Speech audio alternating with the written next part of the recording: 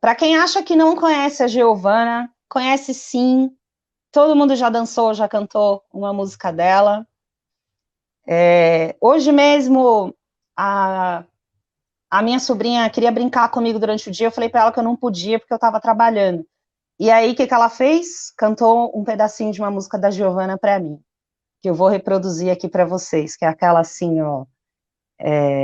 Olha, veja só, eu te amava tanto, mas agora não te quero mais. Então, eu fiquei aqui toda orgulhosa porque a Gigi, com 8 aninhos, que aliás também é Giovana, ela esfregou na minha cara essa música hoje, só porque eu não quis brincar com ela. Então, e essa música é de um disco da Giovana de 1975. É o primeiro disco dela. É importante falar um pouquinho sobre a cena da indústria fonográfica que estava rolando nesse momento.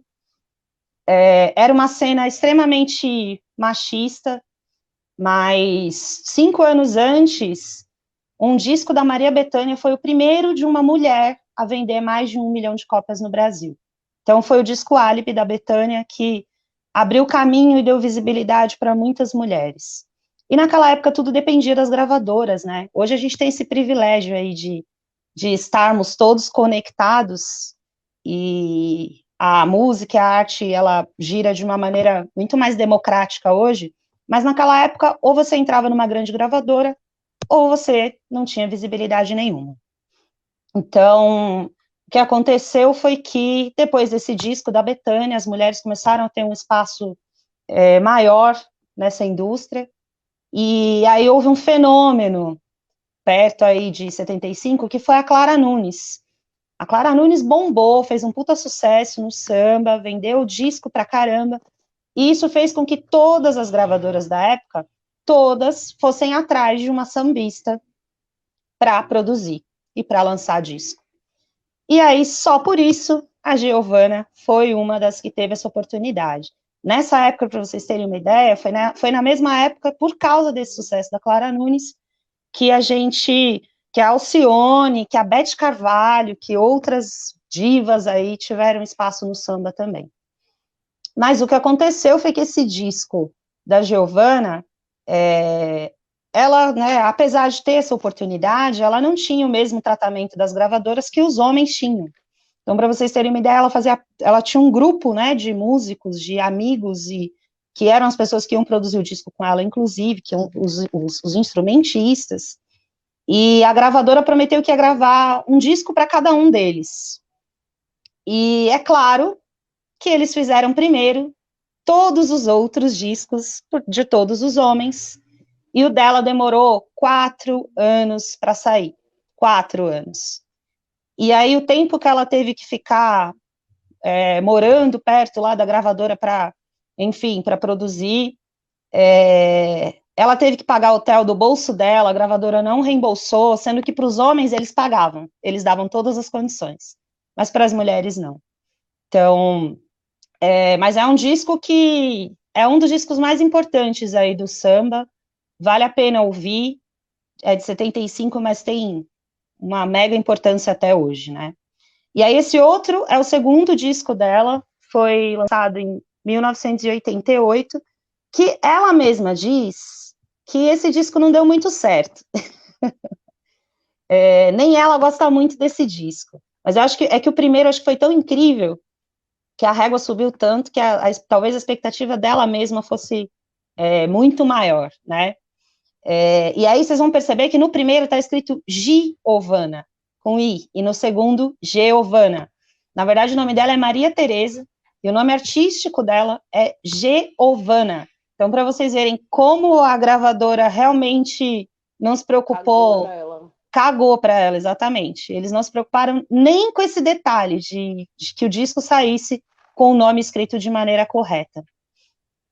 E aí tem um outro disco que tem duas músicas da Giovana, é o Roda de Samba, Má. A Má vai soltar aí a imagem. Esse disco, esse a gente tem, inclusive, no Sarau do Vinil, o Roda de Samba. É um disco incrível, eu lembro. Genial, genial esse disco.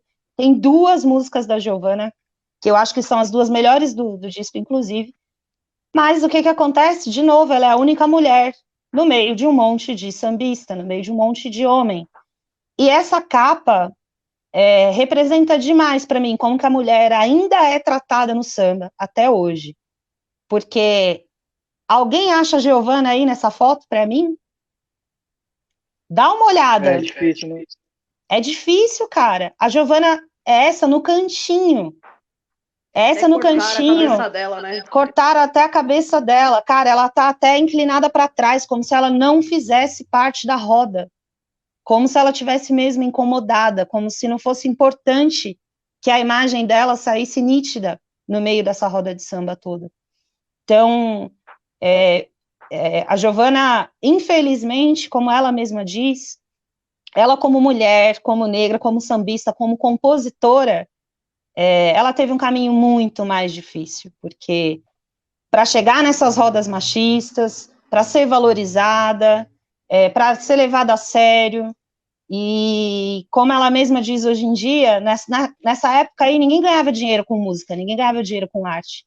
Então a Giovana ficou esquecida totalmente aí pela mídia, foi resgatada por uma galera do samba paulista recentemente, e aí voltou a fazer shows, inclusive eu tive o privilégio de assistir um show dela no ano passado no Sesc, um trabalho lindo que o Sesc fez, revivendo alguns álbuns, então foi muito emocionante estar nesse show, que era exatamente com aquele primeiro disco dela, o Quem Tem Carinho Me Leva, e aí tem algumas imagens para vocês, ela está produzindo um novo disco agora, anos depois, que a previsão era ter saído aí no ano passado, mas eu espero que saia ainda em 2020.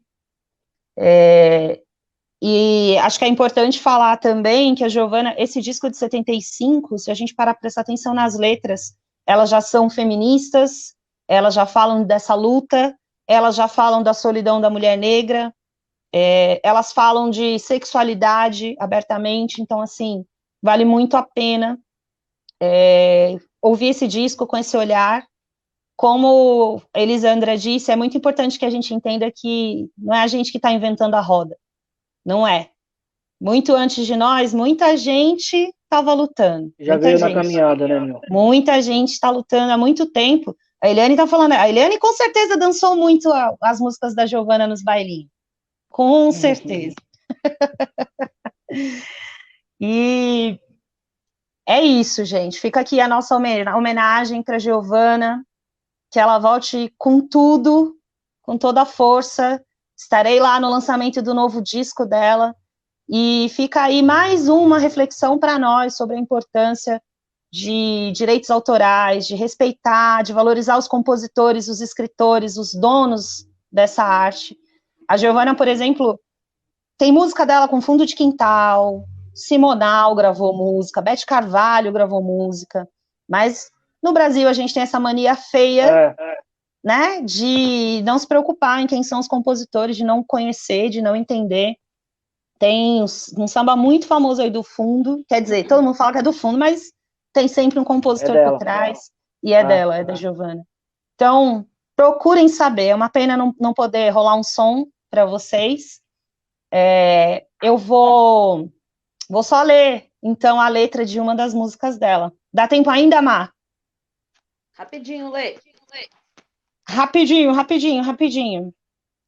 É uma das minhas músicas preferidas dela, apesar que o primeiro disco eu ouço ele inteiro. Mas vamos lá, esse daqui é Nos Braços do Dia. Eu sou a noite, só adormeço nos braços do dia. Eu sou a fera acuada, eu sou de toda alegria. Eu sou a nuvem negra que esconde o avião. Eu sou aquela criança que no seu ventre chorei. Voa, passarinho, voa, voa, voa, voa, vem. Canta, passarinho, canta, canta para me alegrar. Giovana.